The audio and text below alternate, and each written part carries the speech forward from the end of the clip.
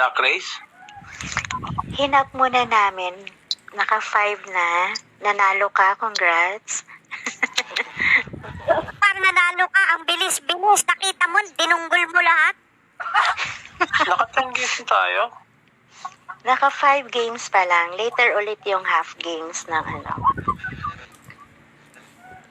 Mary Jane Icaro, shoutout, sabi ni Richie Soul. Sabi ni Parot, tabi, tabi, tabi. Sandali guys ha.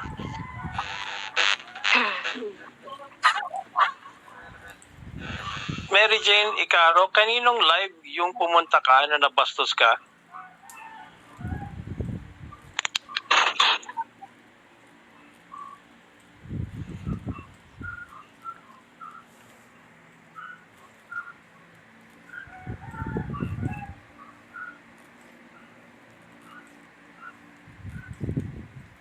Mary Jane.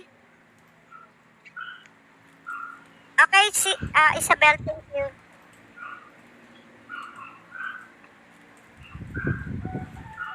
Mary Jane, andyan ka ba? Jane. Jay. And Abby, hello. Ay! Ayan, sumagot Oo siya. nga. Kay Ma'am Richie. Yes. Higpit yan. Kay Ma'am Richie daw po. Kanina? Gusto ko lang linawin, no? Richie, alam mo naman na wala namang argument between us, right? I just want to know lang, bakit naman po pagka pumasok yung isa sa amin dun sa live nyo po, bakit naman po yung ibang members or nasa chat nyo or members nyo, bakit naman po binabastos yung mahinahon na tao na gusto lang sumali sa palaro nyo po? I just want to get to the bottom of this lang po.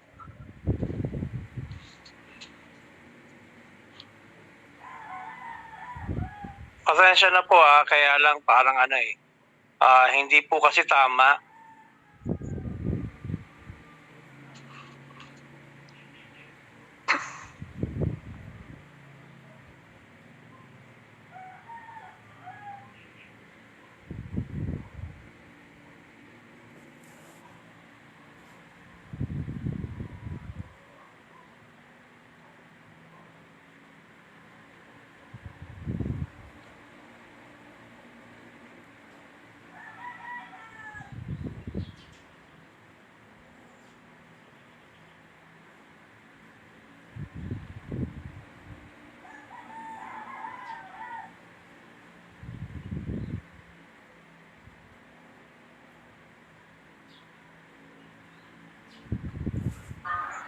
Hindi, ano po kasi, si MJ po, pumasok po sa nyo, sa live nyo.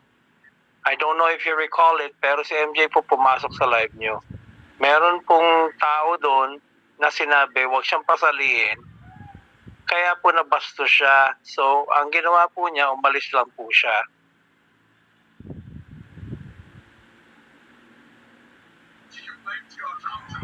Sana lang po, hindi niyo pong hinahayaan yung mga ganun pong tao kasi po, it reflects kung kanino pong channel yun eh. Naintindihan niyo po? Like what I said, matagal na din tayong magkakilala. Kaya lang po, yung nakarating sa akin na pambabastos nung isa sa mga viewers niyo na huwag daw pasalihin dahil team pare and mare. I mean, that is towards me po, para sa akin. Right? Meron po bang ganong klase tayo? Like, wala namang ganon eh. Dapat po hindi natin hinahayaan yung mga... ewan ko po kung kakilala nyo. Si Diana Subiri po yun eh. Right? Ayaw ko pong maagrabyado yung... Kahit na hindi ko ka-member, pero naintindihan nyo po, mali po kasi yun eh.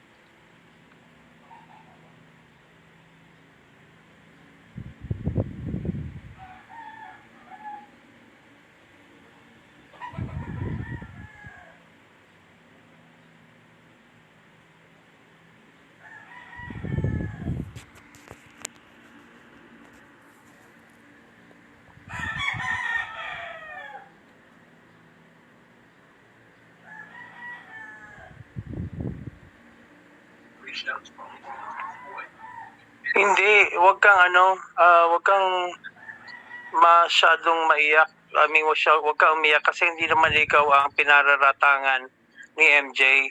Ang akin lang po kasi, meron po kasing nanghimasok doon sa channel nyo na nabastos po yung isang normal na tao na wala naman pong ginawa kundi makisama lang. Hindi ikaw ang tinutukoy ko. Kaya lang nangyari sa channel mo. I just want your thoughts kung papaano nakasali yung Diana Subiri na yon at nakapag-judge sa isang taong gusto lang sumali.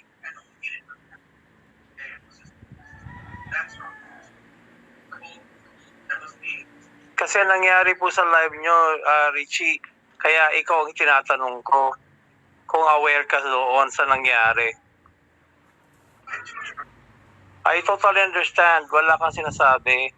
Pero yung isa sa mga nasa live nyo, may nagsabi ng ganun. I just want to know kung ano ang nangyari po. Ano po ba ang ginawa natin dun sa taong nagsabi na, oh, wag kang sumali, MJ. Naintindihan mo, Richie?